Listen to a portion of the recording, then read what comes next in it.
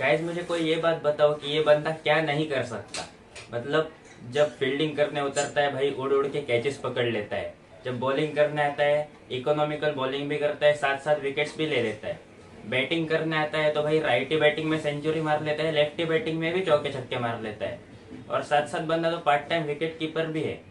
और wicket keeping तो ऐसे ही करता है कि कई फुल टाइम विकेट कीपर्स को भी शर्म आने लग जाए। और एक तो ऊपर से डेरिल मिचेल, वो तो थकता ही नहीं हमारे साथ रन मार के, वो हाथ धो के ही पीछे पड़ गया है। Just another day, another match against India and another century for him. You can see stats of Daryl Mitchell against India.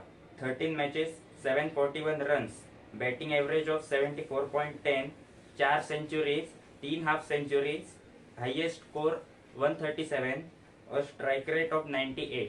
Also, you can see top 5 ODI scores of Daryl Mitchell: 137 versus India, 134 versus India, 131 versus India, 130 versus India, and 119 versus West Indies. तो आप सोच ही सकते हो कि India को देख के इसको क्या हो जाता है। This man is a different beast against India. इस मैच में प्रसिद्ध कृष्णा को बाहर करके हर्षदीप सिंह को चांस दिया गया था और उसने पहली ओवर में अपना इम्पैक्ट दिखा दिया। पहले ओवर में ही विकेट, वो भी हेनरी निकल्स की डक पे। आउट स्विंगर बॉल थी और बैट्समैन समझ ही नहीं पाया कि बॉल कहाँ जाने वाली है। और अब तो हर्षदीप सिंह को फिक्स ही कर देना चाहिए टीम में, अब लगता नहीं कि उसकी जगह कोई ले भी पाएगा। साथ ही साथ हर्षित राणा तो पहले बॉल पे ही विकेट ले ली डेवन कॉनवे की। डेवन कॉनवे की विकेट तो अपनी जेब में ही लेके घूमता है। 3 मैच, तीनों बार हर्षित राणा ने उसकी विकेट उड़ा दी।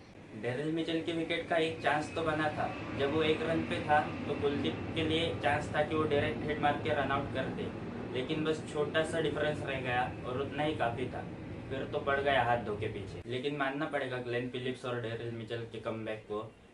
और उनके पार्टनरशिप में सबसे खास बात यह थी कि उन्होंने ज़्यादा रिस्क नहीं लिए, मतलब जो शॉट मिल रहा था वही मारते गए और ज़्यादा छक्के मारने की कोशिश नहीं की। जब एक बार सेट हुए उसके बाद फिर धोना ही चालू कर दिया और फिर तो दोनों ने सेंचुरी ही मार दी।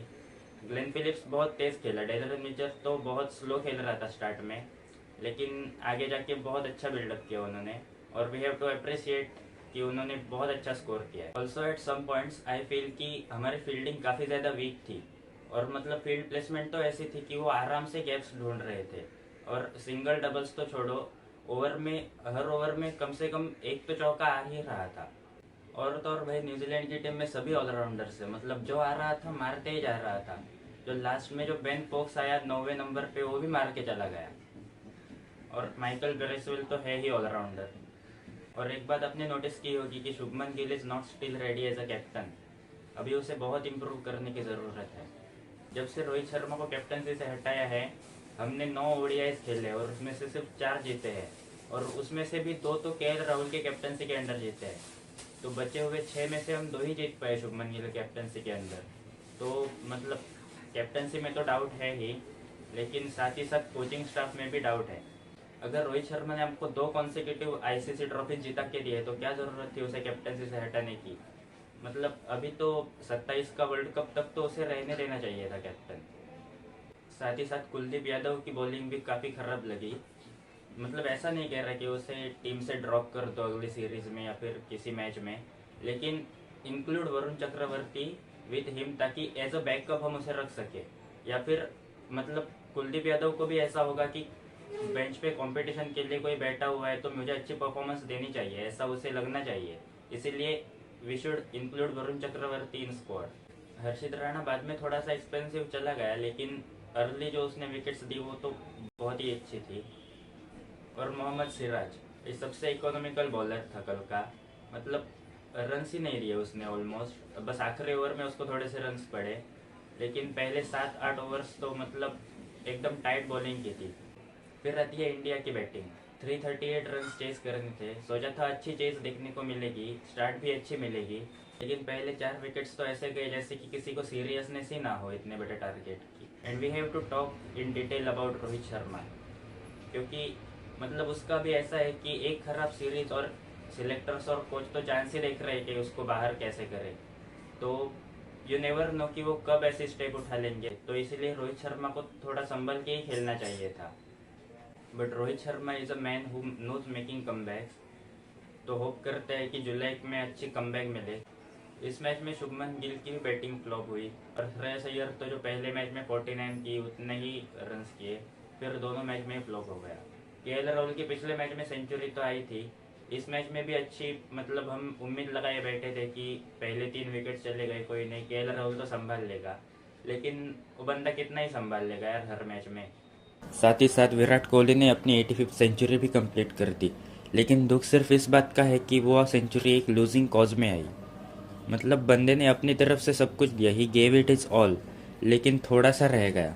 अगर दूसरे एंड से कोई सपोर्ट मिल जाता तो हम ज़रूर ये मैच जीत सकते थे। लेकिन well played Virat, nice knock. But we have to appreciate the contribution of Nitish Kumar Reddy and Harshit Rana. मतलब थोड़ी देर के लिए तो लग रहा था कि मैच ही जीत जाएंगे। Nitish Kumar Reddy step up at right time. मतलब जब वो आया था तो हालत ऐसी थी कि उसे मारना ही पड़ेगा, और उसने मारा भी। विराट कोहली को अच्छा सपोर्ट किया उसने दूसरे एंड से। अगर थोड़ा और खेल जाता तो मे बी हम मैच जीत भी सकते थे। और हर्षित राणा को तो भाई हमें अपोलॉजी लेटर ही लिखना चाहिए। बहुत ट्रोल किया था उसको लोगों ने, मतलब सब बोल रहे थे कि बस जीजी कोटा से आया है, कुछ कर नहीं पाएगा, लेकिन उसने दिखा दिया भाई, खुद को प्रूव कर दिया, बॉलिंग से भी और बैटिंग से भी। अब तो मतलब सिक्सेस ऐसे मार रहा था जैसे कि मतलब कोई फुल टाइम बैटर ही हो। और अब हमें वो एक बॉलिंग ऑलराउंडर भी मिल गया जिसे हम कई सालों से ढूंढ रहे थे। अब अगर हार्दिक पांड्या आ जाए उसके साथ टीम में तो फिर फिनिशिंग पे तो कोई हमारे डाउट ही नहीं कर सकता है। लेकिन इस मैच में अगर सबसे ज़्यादा किसी ने डिसअपॉइंट किया हो तो वो है रविंद्र जडेजा। मतलब ना तो उसकी बॉलिंग चली और ना ही बैटिंग। बैटिंग में तो मतलब आप इमेजिन कि उसने लास्ट 50 अपनी तब मारी थी जब सचिन तेंदुलकर एक इंटरनेशनल प्लेयर हुआ करते थे। जनवरी 2013 में उन्होंने अपनी लास्ट ओडीआई 50 मारी थी इंडिया में, उसके बाद तो उसकी एक भी 50 नहीं आई है। So why are we not giving chance to Axar Patel. और ऐसा भी नहीं था कि ये टीम खराब टीम थी या फिर इनएक्सपीरियंस टीम थी। इस टीम में ऑलमोस्ट 9 प्लेयर्स ऐसे थे जो 2023 का वर्ल्ड कप खेल चुके हैं, और ये तो अभी बस 2026 की शुरुआत ही हुई है। अभी तो बहुत क्रिकेट बाकी है, क्या पता आगे क्या हो जाए। होप करते हैं सब अच्छा ही हो। और अब तो मतलब ओडीआई क्रिकेट ज़्यादा है नहीं, अब सीधा जुलाई में ही मिलेंगे जब इंग्लैंड के साथ ओडीआई सीरीज़ होगी। तो तब तक पूरा T20 ही चलेगा, T20 वर्ल्ड कप, IPL। तो होप करते हैं कि आगे की जो T20 सीरीज़ आने वाली है कम से कम वो तो हम जीते, और वो भी मैं कवर करने वाला हूँ। उसकी कवरेज देखने के लिए भी वीडियो को लाइक करो और चैनल को सब्सक्राइब। तो मिलते हैं अगले वीडियो में। Thanks for watching.